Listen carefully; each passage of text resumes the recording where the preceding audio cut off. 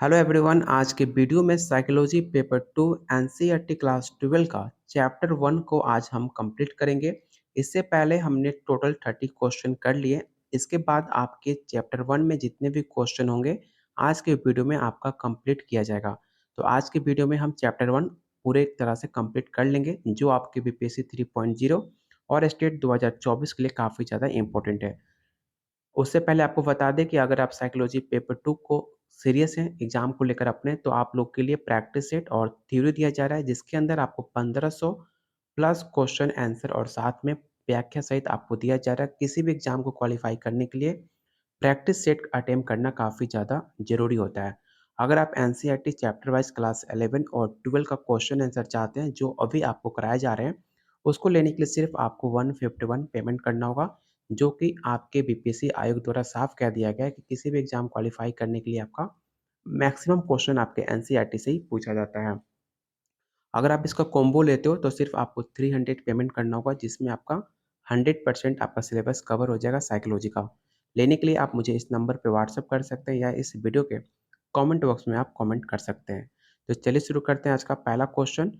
और मैंने आपको एक कल के वीडियो में लास्ट क्वेश्चन मैंने आपको बताया था इसका आंसर आप लोग को कमेंट बॉक्स में बताने का। लेकिन किसी ने भी आंसर इसका बताया नहीं था, ठीक है? तो बाकी आप लोग समझदार हो कि आप लोग कितना पढ़ाई कर रहे हो, इससे आइडिया मुझे लग रहा है। आपको चाहिए जो बना-बना मिल जाए तो आप लोग उसी को देखोगे। मैंने आपको बताया था कि इसका आंसर आपको कमेंट बॉक्स में बताना है। किसी ने भी एक एक भी इंसान ने इसका राइट आंसर नहीं दिया। सब लोगों ने कुछ लोगों ने आंसर दिया है ऑप्शन डी। लेकिन मैंने आपको बताया था, अगर पूरा वीडियो आपने देखा होता, तो मैंने आपको बताया था कि इस क्वेश्चन का आंसर मैंने क्वेश्चन नंबर 18 में इसका मैंने आंसर बताया था। तो इसलिए मैंने कहा था जिनको नहीं पता है कि इसका आंसर क्या होगा, तो आप जाकर क्वेश्चन नंबर 18 देखना और आंसर देखकर आप लोग कमेंट बॉक्स में आंसर टाइप करना। लेकिन आप लोगों में से किसी ने भी आंसर इसका टाइप नहीं किया है।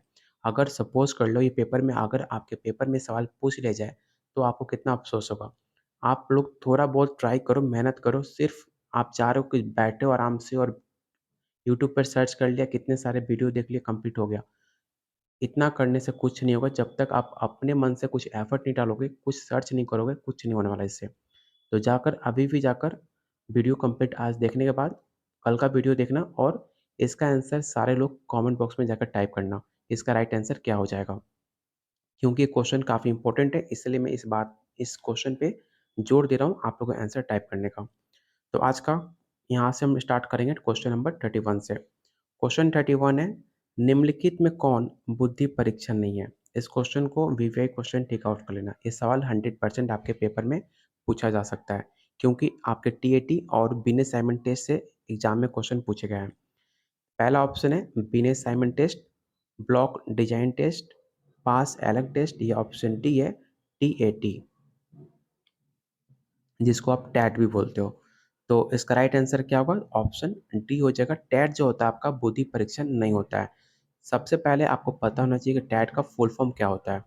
तो याद रखना, टैट का फुल फॉर्म होता है थीमेटिक एप्रिसिएशन टेस्ट, जो आपके 1930 में 1930 के दशक में हार्वर्ड विश्वविद्यालय में अमेरिकी मनोवैज्ञानिक हेनरी, आपने नाम सुना होगा हेनरी का, जो आपके सीटेट में बहुत बार नाम पूछा भी गया है, और यूपी, अगर आपने यूपी टेट एग्जाम दिया होगा तो हेनरी से आपके 4 से 5 सवाल हमेशा एग्जाम में आपके पूछे जाते हैं।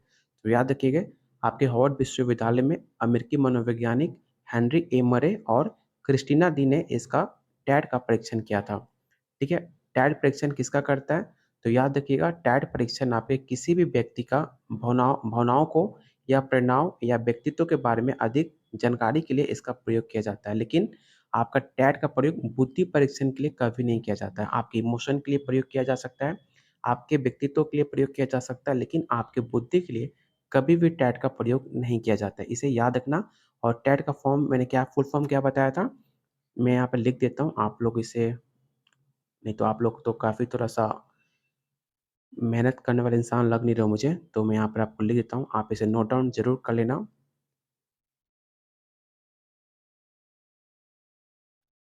ठीक है? थीमेटिक एप्रिसिएशन टेस्ट, जो आपकी 1930 में आया था, ठीक है? तो इसका राइट आंसर ऑप्शन आपका डी हो जाएगा। अगला क्वेश्चन है, बुद्धि का दिक् कारक सिद्धांत कब स्थापित हुआ था? इसका भी आंसर मैंने कल के वीडियो में आपको बताया था कि आपकी बुद्धि के दिक् कारक सिद्धांत कब दिया गया था, ठीक है? तो इसका राइट आंसर क्या हो जाएगा 1932 में बुद्धि का दिक् कारक जिसे टू फैक्टर थ्योरी कहते हो, ठीक है? कौन दिया था? तो आपके टू फैक्टर थ्योरी आपके स्पीयरमैन ने दिया था, इसे याद रखना स्पीयरमैन, ठीक है? ऑप्शन इसका ए राइट आंसर हो जाएगा। अगला क्वेश्चन काफ़ी आसान सा क्वेश्चन है। आज जो भी वीडियो देख रहे हैं, अगर आपने कल का वीडियो इसका पार्ट 1 नहीं देखा है, तो आप किसी भी क्वेश्चन का आंसर आप नहीं बता पाओगे। पार्ट 2 देखने से पहले आप पार्ट 1 ज़रूर देख लेना। पार्ट 1 में मैंने हर एक क्वेश्चन को पूरा कांसेप्ट पूरा डिटेल में बताया हुआ है। अगर आप पार्ट 1 पूरा अच्छे से देख लेते हो, तो आप जितने भी आने वाले क्वेश्चन हैं आपके एग्ज़ाम के लिए, चाहे इस वीडियो में जितने भी क्वेश्चन आएँगे, सारे क्वेश्चन आप आसानी से बना लोगे। अगर आपने पार्ट 1 नहीं देखा है, तो आपको इस क्वेश्चन में बनाने में आपको प्रॉब्लम आएगी। तो इसलिए पार्ट 2 देखने से पहले पार्ट 1 वीडियो आप ज़रूर देख लेना, क्योंकि वो पार्ट 1 में काफ़ी ज़्यादा इम्पोर्टेंट है आपके एग्ज़ाम के लिए।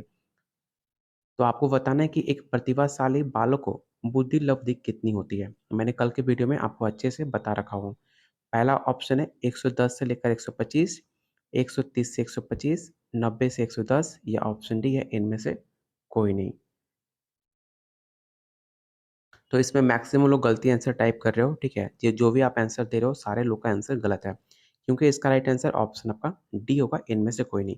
जो भी आपके प्रतिभाशाली बालक होते हैं, उनका जो आईक्यू होता है, वो आपके 130 से या 135 के ऊपर होता है। उसको कहते हैं प्रतिभाशाली या गिफ्ट चाइल्ड भी कहा जाता है। तो इसका राइट आंसर क्या होगा? तो ऑप्शन डी आपका राइट आंसर हो जाएगा। अगला क्वेश्चन है, किसने संज्ञानात्मक मूल्यांकन प्रणाली विकसित किया है? पहला ऑप्शन है ऑल्पर्ट, जेपी दास एमनालगेरी या आपके स्टर्नबर्ग या ऑप्शन डी या आपका गिलफोर्ड, ठीक है? तो इसका राइट आंसर ऑप्शन आपका बी हो जाएगा, जेपी दास और नालगेरी। मैंने ये क्वेश्चन का आंसर मैंने कल भी आपको बताया था कि जेपी दास और नागलेरी ने संज्ञानात्मक मूल्यांकन का प्रणाली विकसित किया था, ठीक है?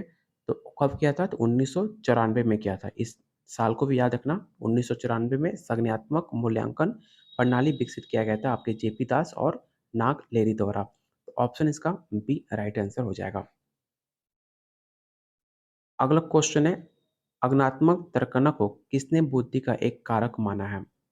पहला ऑप्शन है जैनसन, स्टेन, गिलफर्ड या ऑप्शन डी है कोई नहीं। अगर सिर्फ़ क्वेश्चन आंसर याद कर रहे हो, तो आप इसमें से 100 लोगों में से अगर सिर्फ़ आप रट्टा मार रहे हो, सिर्फ़ आंसर याद करो, कांसेप्ट नहीं समझ रहे हो, तो मैक्सिमम लोग इसका आंसर गलती दोगे, ठीक है? अगर आप थोड़ा-बहुत भी मेरी बातों को ध्यान से सुन रहे हो और जितना मैं आप बता रहा हूँ, अगर आप एनसीईआरटी क्लास 11-12 का आपने प्रैक्टिस सेट लिया, अगर अच्छे से प्रैक्टिस कर रहे हो, तो इसका आंसर आप लोग राइट बता पाओगे और ऐसे क्वेश्चन आपको कन्फ्यूज़ कर सकते हैं और आप इसमें सब कुछ जानते हुए भी आप इसमें गलती टाइप कर दोगे। जो भी आंसर आप ए, बी, सी, डी कोड कर रहे हो, सबका आंसर गलत है। इसका राइट आंसर ऑप्शन आपका डी होगा। डी क्यों होगा? क्योंकि आपसे पूछा जा रहा है आगमनात्मक तर्कना और मैंने आपको कई बार बता चुका हूँ कि आपके जो आगमन तमका है, उसको इसको इंडक्टिव कहते हैं इंग्लिश में, ठीक है? याद रखना इंडक्टिव, इंडक्टिव इंडक्टिव रीज़निंग, ठीक है? तो इंडक्टिव जो रीज़निंग होती है, मैंने आपको बताया था स्पेसिफिक और जनरल, ठीक है? जो कि आपके स्पेयर मैंने दिया था 2 फैक्टर में स्पेसिफिक और जनरल, जिसका मतलब होता है विशिष्ट और सामान्य, ठीक है? विशिष्ट और सामान्य। विशिष्ट को आप क्या बोलते हो? तो उसको आप कह सकते हो आपका यहाँ जो विशेष को आप बोल सकते हो इंडक्टिव, ठीक है? जिसको आप आगमन हिंदी में बोल सकते हो और सामान्य को आप डिडक्टिव बोलते हो, ठीक है? ये 2 फैक्ट जो होते हैं इसका अलग-अलग नाम है जिसको आप रूल भी बोल सकते हो, रूल टू एग्ज़ाम्पल, रूल को आप स्पेसिफिक बोल सकते हो और सामान्य को आप एग्ज़ाम्पल बोल सकते हो। तो ऐसे क्वेश्चन आपको कन्फ्यूज़ कर सकते हैं। अगर आपको स्पेसिफिक और जनरल लिखा होता तो आप इसका आंसर आसानी से बता सकते थे कि कोई नहीं होगा। लेकिन आपके हर एक नाम का 2 पहलू होता है, 2-4 नाम होते हैं, जो कि मैंने आपको अच्छे से सब कुछ बताया हुआ हूँ। अगर आपको याद आ रहा हो, तो आप आसानी से समझ रहे हो मैं क्या कहना चाह रहा हूँ, तो इसका राइट आंसर ऑप्शन आपका डी होगा। और ये भी पूछ सकता है कि अग्नात्मक तर्कना किसने बुद्धि का कारक बताया हुआ है, तो आप स्पीयरमैन ही आंसर टिक आउट करना। क्योंकि स्पेसिफिक को आगमन या इंडक्टिव या रूल, ये सारे नाम आपके एक ही वर्ड का नाम है, लेकिन उसका आप जिसको परिभाषित शब्द बोलते हो, परिभाषित शब्द में एक शब्द के अनेक नाम होते हैं। इसी तरह आपका स्पेसिफिक का बहुत सारा नाम होता है। तो इसका राइट आंसर ऑप्शन आपका डी होगा।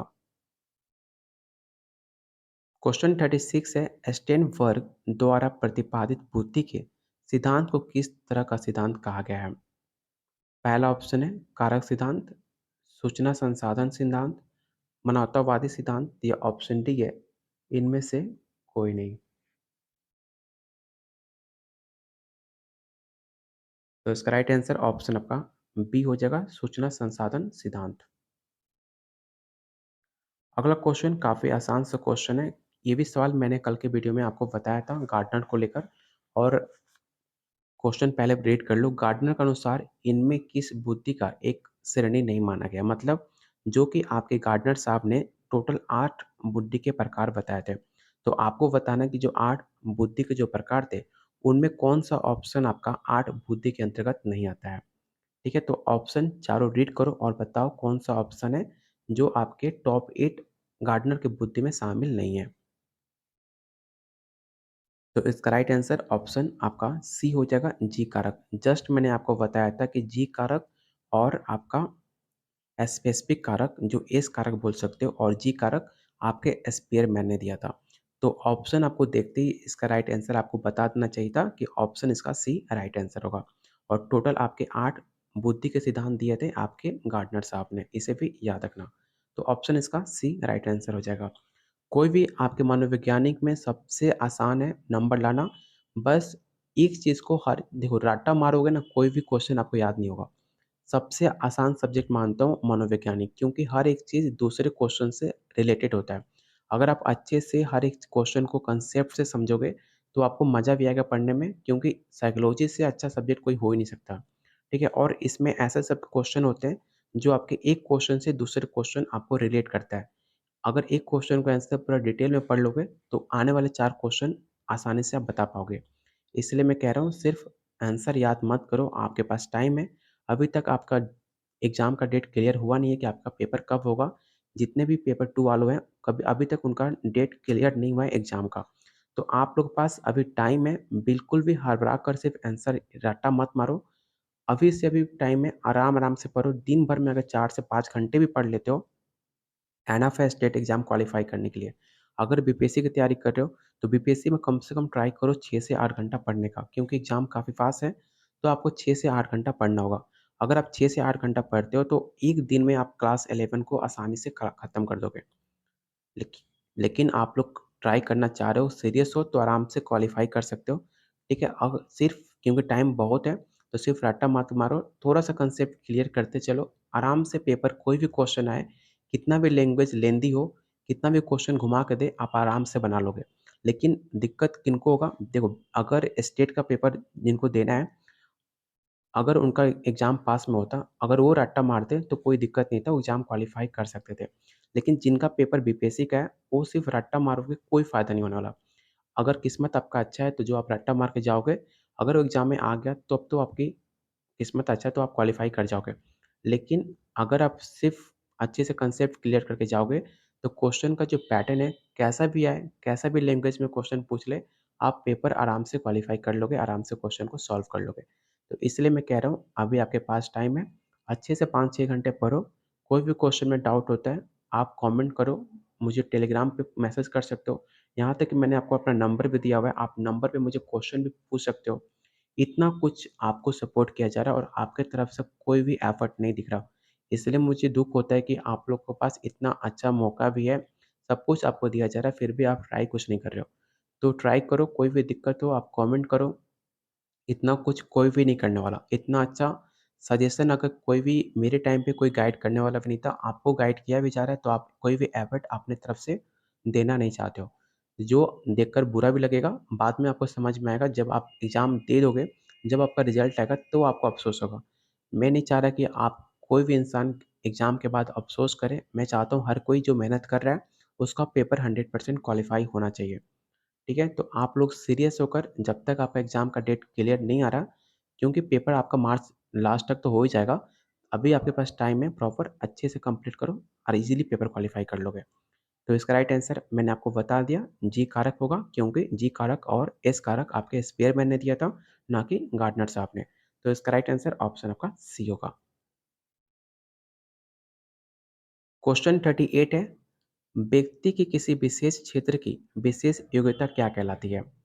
पहला ऑप्शन है व्यक्तित्व, अभिक्षमता, अभिवृत्ति या ऑप्शन डी है अभिरुचि। तो इसका राइट आंसर क्या हो जाएगा? काफ़ी आसान सा क्वेश्चन है। किसी भी इंसान का, किसी भी व्यक्ति का अगर उसका खुद का जो विशेष योग्यता होता है, उसको अभिक्षमता कहलाता है, क्योंकि हर इंसान में एक कैपेबिलिटी होती है। जैसे किसी को होता है कि कोई भी अगर एक बार नज़र में देख ले क्वेश्चन आंसर, तो एक बार में उसको याद हो जाता है। किसी को गाना याद एक बार में याद हो जाता है और किसी को 10 बार में भी अगर गाना सुन ले तो उसको पूरा गाना याद नहीं होगा। तो हर किसी के इंसान के अंदर एक स्पेशल फैक्टर होता है, उसकी अभिक्षमता होती है। उसके अंदर एक कोई टैलेंट होता है, जो हर किसी में अलग-अलग टैलेंट हो सकता है। उसको कहते हैं अभिक्षमता। तो इसका राइट आंसर ऑप्शन आपका बी हो जाएगा। क्वेश्चन 39 है, बुद्धि सीखने की योग्यता किसने कहा है? काफ़ी फेमस स्टेटमेंट है, इसे याद रखना, रट्टा मार सकते हो इसे, ज़रूर याद रखना कि बुद्धि सीखने की योग्यता किसने कहा था? बकिंघम ने, टर्मन ने, वेसल ने या ऑप्शन डी है एस्टर्न ने? तो इसका राइट आंसर हो जाएगा बकिंघम, ऑप्शन ए आपका राइट आंसर होगा। और वीडियो को लाइक और शेयर कर देना। वीडियो को लाइक और शेयर करने में बिल्कुल पता नहीं मेरे तरफ से कहाँ कमी हो जाता है जो आप लोग वीडियो को लाइक और शेयर नहीं करते हो। मेरे तरफ से जितना एफ़र्ट होता है मैं हर एफ़र्ट डालता हूँ, लेकिन आप लोगों में से बहुत कम जितने लोग वीडियो देखते हो उसके 50% भी लोग वीडियो लाइक नहीं करते हो। तो प्लीज़ ऐसा मत करो, मुझे हर्ट होता है। ठीक है, मेरा कभी-कभी मन करता है कि आपको वीडियो पसंद नहीं आ रही है, तो इतना एफ़र्ट डालने की ज़रूरत क्या है? आप इतना हर कुछ काम छोड़कर, अपना आराम छोड़कर आप लोग के लिए वीडियो बनाओ और आप लोग वीडियो को लाइक नहीं करते हो। तो प्लीज़ वीडियो को लाइक और शेयर किया करो, मुझे अच्छा लगता है। ऑप्शन इसका ए राइट आंसर हो जाएगा। क्वेश्चन नंबर 40 है, बुद्धि लब्धि क्या है? मैंने इस क्वेश्चन का आंसर पिछली वीडियो में आपको बताया था, तो आप बताओ इसका राइट आंसर क्या हो जाएगा? 4 ऑप्शन है, चारों ऑप्शन को रीड करो और बताओ इसका राइट आंसर क्या हो सकता है? तो मैंने आपको बताया था, ठीक है? MA बाई CA इंटू 100, ठीक है? ए में क्या होता है आपका मानसिक आयु हो गया और सी ए आपका वास्तविक आयु हो गया और इसको इंटू करते हो किससे 100 से, तो आप जाकर क्या निकाल सकते हो, तो आपका ना बुद्धि लब्धि या आईक्यू निकाल सकते हो, जिसको हिंदी में बुद्धि लब्धि कहते हैं। तो इसका राइट आंसर क्या हो जाएगा? ऑप्शन बी हो जाएगा। अगला क्वेश्चन है, प्रतिभाशाली बालकों में सबसे बड़ी विशेषता क्या है? संज्ञानात्मक, दृढ़ता, सूझ या ऑप्शन डी या मौलिकता? इसमें भी आप कन्फ्यूज़ हो सकते हो। ध्यान से ऑप्शन को रीड करोगे, आप इसमें आंसर अच्छे से फाइंड कर पाओगे और ऐसे क्वेश्चन आपके एग्ज़ाम में पूछे जाएँगे भी और आप कन्फ्यूज़ जानते हुए भी कन्फ्यूज़ हो सकते हो। तो सारे ऑप्शन को अच्छे से रीड कीजिए और बताइए इसका राइट आंसर क्या हो सकता है। तो इसका राइट आंसर ऑप्शन आपका सी हो जाएगा, सोच। जिससे आप कोई भी काम करते हो, जो भी प्रतिभाशाली बालक होते हैं या फिर जो भी मैच्योर इंसान होते हैं, जो अपने टाइम के साथ जैसे-जैसे आप बड़े होते हो, आपके अंदर मैच्योरिटी और प्रतिभाशाली जो भी कह लो, वो कोई भी काम करते हो, वो काफ़ी सोच समझकर, काफ़ी सूझ-बूझ से काम करते हैं। ऐसा नहीं कि अगर आपको मन किया कि आज मोबाइल खरीदना है, तो जाकर कोई भी मोबाइल उठाकर लेकर चले आए। लेकिन जो आपके प्रतिभाशाली इंसान होता है, वो सबसे पहले सर्च करता है कि कौन-सा फ़ीचर कौन से फ़ोन में है, कितना फ़ोन में क्या-क्या फैसिलिटी अवेलेबल है, कौन-सा फ़ीचर अवेलेबल है। उसके बाद वो टॉप 2 फ़ोन चुनता है या फिर टॉप 1 मोबाइल चुनता है कि हाँ, ये मोबाइल मेरे लिए बेटर है, तब जाकर वो मोबाइल खरीदता है। लेकिन बहुत सारे ऐसे लोग होते हैं कि रात में सपना आया कि मुझे मोबाइल लेना है और सुबह जाकर पैसा ले जाकर कोई भी फ़ोन उठाकर लेकर चले आए और बाद में पता चलता है कि फ़ोन में काफ़ी कम फ़ीचर है और उनके फ़ोन में कैमरा ख़राब है या चाहे कुछ और प्रॉब्लम है, कुछ अच्छी क्वालिटी की फ़ोटो नहीं आती है। इसलिए कोई भी काम करने से पहले, चाहे आप पेपर देने जा रहे हो, चाहे कोई भी काम करने जा रहे हो, अच्छे से सोच समझकर, सूझ-बूझ के साथ अपना काम करना चाहिए। उसको कहते हैं प्रतिभाशाली बालकों की पहचान। तो इसका राइट आंसर क्या होगा? ऑप्शन सी हो जाएगा। अगला क्वेश्चन है, किसने कहा कि अमूर्त चिंतन की योग्यता बुद्धि है? पहला ऑप्शन है बी ने, टर्मन, रिवर या ऑप्शन डी है कोई नहीं।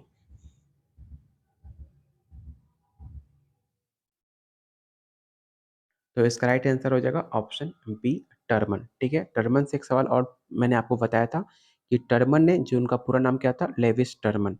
लेविस टर्मन ने स्टैनफोर्ड बाइनेट आईक्यू टेस्ट का विकास किया था। ठीक है, याद रखना बाइनेट आईक्यू। बाइनेट आईक्यू का विकास किया था, जो आज भी एक प्रमुख इंटेलिजेंस टेस्ट का माना जाता है। उन्होंने इंटेलिजेंस के मूल्यांकन और जेनेटिक्स फैक्टर के बीच में काफ़ी महत्वपूर्ण अध्ययन किए थे और उन्होंने 1500 से ज़्यादा बच्चों पे अपना आईक्यू टेस्ट किया था, इसे भी याद रखना। तो इसका राइट आंसर क्या होगा? ऑप्शन बी हो जाएगा। अमूर्त होता क्या है? बहुत बार आपने वर्ड सुना होगा अमूर्त। अमूर्त मतलब क्या होता है? जो चीज़ आप देख नहीं सकते हो, जो इमेजिन करते हो उसको अमूर्त कहते हैं। जैसे कि मैं आपसे कह रहा हूँ फ़ोन, मैंने फ़ोन वर्ड यूज़ किया तो आपने इमेजिन कर लिया, आप कोई फ़ोन को इमेजिन कर लिया, उसको कहते हैं अमूर्त। अगर आपके सामने मोबाइल रखा हुआ है, तो मोबाइल आपने जो मोबाइल में आप देख रहे हो, जो आप स्क्रीन में देख रहे हो वो आपका मोबाइल है, तो वो आपका कंक्रीट हो गया जिसको आप मूर्त कहोगे, ठीक है? जो सामान आप देख नहीं सकते हो, इमेजिन करते हो उसको कहते हैं अमूर्त, ठीक है? उसको कहा जाता है अमूर्त चिंतन। तो इसका राइट आंसर ऑप्शन आपका बी होगा। अगला क्वेश्चन है निम्नलिखित में कौन विशिष्ट बालक चाइल्ड नहीं है? स्पेशल चाइल्ड किसे नहीं कहा जाएगा? पहला ऑप्शन है प्रतिभाशाली बालक, मानसिक दुर्बल बालक, विकलांग बालक या ऑप्शन डी है सामान्य बालक। काफ़ी आसान सा क्वेश्चन है, इसका राइट आंसर ऑप्शन आपका डी हो जाएगा। क्योंकि स्पेशल चाइल्ड में आपका प्रतिभाशाली, मानसिक और विकलांग तीनों आते हैं, लेकिन आपका जो सामान्य बालक हो जैसे कि आप हो, आप लोग स्पेशल चाइल्ड नहीं हैं, आप लोग सामान्य बालक हैं। तो ऑप्शन डी आपका राइट आंसर होगा। अगला क्वेश्चन है भारत में डॉक्टर एस एम मोहसिन ने बुद्धि परीक्षण का निर्माण कब किया था? इस क्वेश्चन को याद रखना, क्वेश्चन काफ़ी इंपॉर्टेंट है। ऑप्शन है 1925, 1935, 1930 या ऑप्शन डी है कोई नहीं।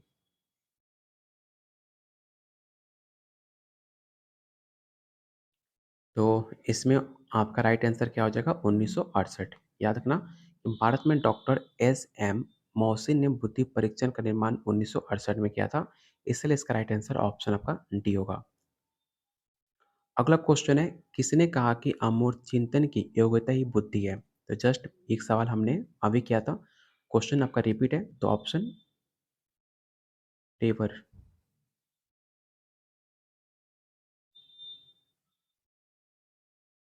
इसका राइट आंसर ऑप्शन आपका बी होगा टर्मन, ठीक है? ऑप्शन बी इसका राइट आंसर होगा टर्मन, ठीक है? इसमें ऑप्शन डी आपका ऑप्शन सी गलत दिया गया, ऑप्शन बी आपका राइट आंसर होगा। क्वेश्चन नंबर 46 है बुद्धि के संबंध में कौन सा कथन सही है? बुद्धि आपका संज्ञानात्मक योग्यता होता है, बिल्कुल इमोशनल होता है, प्राकृतिक होता है, इसलिए इसका राइट आंसर ऑप्शन आपका डी हो जाएगा।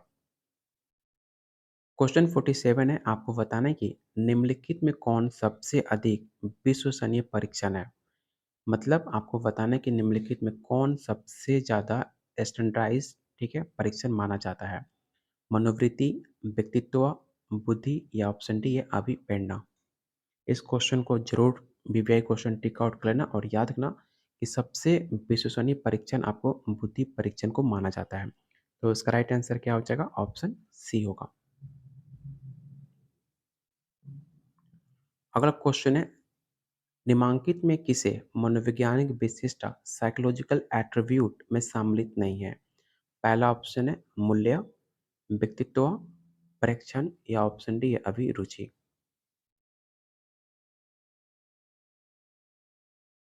तो इसका राइट आंसर क्या हो जाएगा? ऑप्शन सी होगा परीक्षण, ऑप्शन सी आपका राइट आंसर होगा जो कि आपके साइकोलॉजिकल एट्रीब्यूट में शामिल नहीं किया गया, तो ऑप्शन सी आपका राइट आंसर होगा। क्वेश्चन 49 है, आप समझ रहे हो आपके किसी भी प्रैक्टिस सेट में देख लो या कोई भी आप किसी भी पब्लिकेशन का बुक उठाकर देखोगे, किसी भी आपके एनसीईआरटी चैप्टर में इतने सारे क्वेश्चन नहीं दिए गए होंगे क्योंकि आपको एनसीईआरटी पूरा अच्छे से पूरा डिटेल में हर एक पॉइंट को इस क्वेश्चन में बनाया गया है।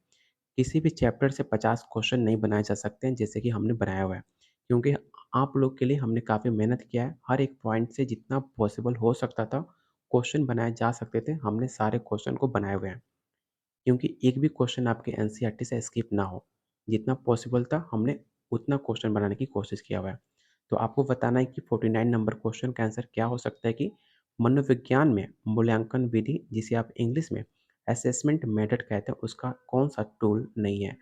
आपको कौन सा टूल नहीं है आपको ये बताना है। आपके पास 4 ऑप्शन है, बताओ इसका राइट आंसर क्या हो जाएगा? तो इसका राइट आंसर ऑप्शन आपका डी होगा। अगला क्वेश्चन काफ़ी आसान सा क्वेश्चन है। मनोविज्ञान कैसा विज्ञान है? सामाजिक है, प्राकृतिक है, नैतिक है या ऑप्शन डी इनमें से कोई नहीं? तो मनोविज्ञान आपका सामाजिक विज्ञान है, ऑप्शन ए आपका राइट आंसर होगा।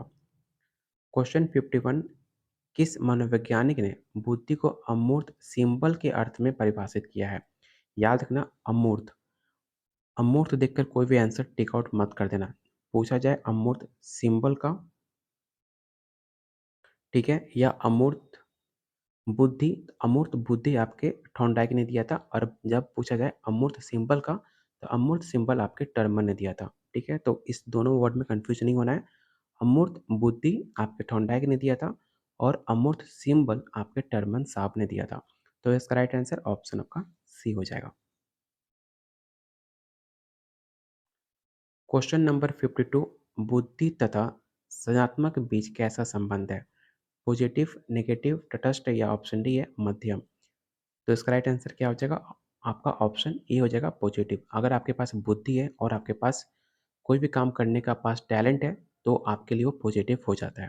ठीक है, तो ऑप्शन इसका ए राइट आंसर हो जाएगा, जिसको हम गिफ्ट चाइल्ड बोलते हैं। अगर किसी के पास बुद्धि हो और टैलेंट हो, तो उसको हम गिफ्ट चाइल्ड बोलेंगे, जो आपके पॉजिटिव आपके लिए काम करेगा। क्वेश्चन नंबर 53 ने, थर्स्टन के अनुसार बुद्धि कितने प्राथमिक मानसिक योग्यताएं प्रेजेंट होती हैं? इसका भी क्वेश्चन को पूरा मैंने अच्छे से डिटेल किया था पिछले पार्ट 1 में, तो इसलिए मैं कह रहा हूँ कि पार्ट 2 देखने से पहले पार्ट 1 को आप ज़रूर देखना और अच्छे से देखना, क्योंकि काफ़ी इंपॉर्टेंट आपके लिए वीडियो है। आपके एग्जाम में एक सिंगल वीडियो से आप 7 से 8 क्वेश्चन आप बना सकते हो। ऑप्शन है 5, 6, 7 या ऑप्शन डी है 8। तो मैंने आपको कल बताया था, इसका राइट आंसर क्या हो जाएगा? ऑप्शन सी हो जाएगा कि थर्स्टन के अनुसार बुद्धि के प्राथमिक मानसिक योग्यताएं आपके साथ हैं। तो ऑप्शन सी आपका राइट आंसर होगा। यहाँ पे 5 लिखा हुआ है, लेकिन 5 आपका नहीं होगा। ऑप्शन सी आपका राइट आंसर होगा 7। ठीक है, और याद करना, जो आपके थर्स्टन की प्राथमिक मानसिक योग्यताएं हैं, वो आपकी यूनिटी के रूप में काम कार्य करती है। यूनिटी के रूप में कार्य करती है आपके सातों मानसिक योग्यताएं। अगला क्वेश्चन काफ़ी आसान सा क्वेश्चन है। आपको बताना है कि मानसिक दुर्बल बालक की उच्चतम बुद्धि लब्धि क्या होती है? 80, 70, 60 या ऑप्शन डी है 50? मतलब ध्यान से सुनना, जो आपके दुर्बल बालक होते हैं, उनकी सबसे उच्चतम बुद्धि कितनी हो सकती है? जैसे कि 85 से लेकर 114 आपका नॉर्मल है, ठीक है? 85 से नीचे जाओगे तो आपके दुर्बल बालक की सबसे उच्चतम बुद्धि मानी जाएगी, क्योंकि यहाँ आपका 60 से लेकर 85 होता है। तो अगर किसी का 60 है, तो उसका जो दुर्बल बालक है, उसका नीचतम हो गया। नीचतम बुद्धि आपके 60 हो सकती है, और उच्चतम बुद्धि क्या होगी? जो आपके 85 से नीचे जो वैल्यू होगा, वो आपका दुर्बल बालक का उच्चतम बुद्धि कहलाएगा, जो कि आपका 80 कहलाएगा। ठीक है? तो इसका राइट आंसर क्या हो जाएगा? 80। यहाँ पे 801 नहीं लिखा हुआ है, यहाँ पे 80 लिखा गया है। और ये लास्ट में आपका आईक्यू है, 1 नहीं है, ये आपका आई है। आईक्यू और 80 आईक्यू। तो इसका राइट आंसर क्या हो जाएगा? Option A. उम्मीद कर रहा हूँ, अगर आपसे पूछ लेता हूँ कि मानसिक दुर्बल बालक की निचतम बुद्धि लब्धि क्या है, तो आप इसका आंसर क्या करते?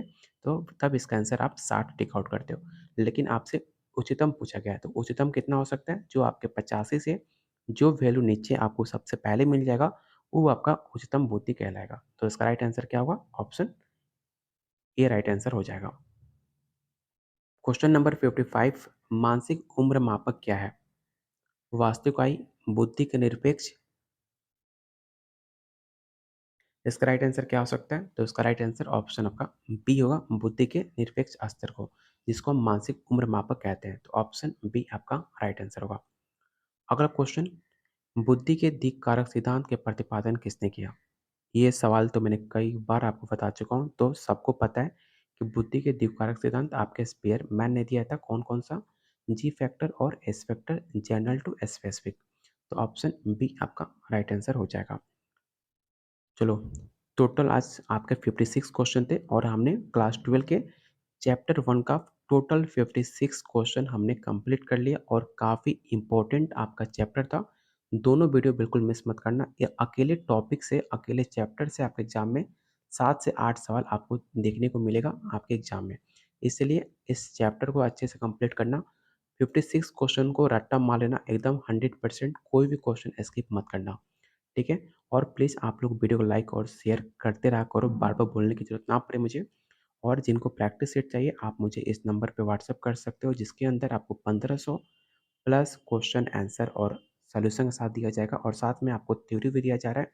लेने के लिए इस नंबर पे आप मुझे व्हाट्सएप कर सकते हो या इस वीडियो के कमेंट बॉक्स में आप कमेंट कर सकते हो। और किसी भी एग्ज़ाम के लिए एनसीईआरटी इम्पोर्टेंट होता है, कम से कम एनसीईआरटी कंप्लीट करके ही आप एग्ज़ाम में बैठने जाना, ये मेरा सजेशन रहेगा आप लोग के लिए।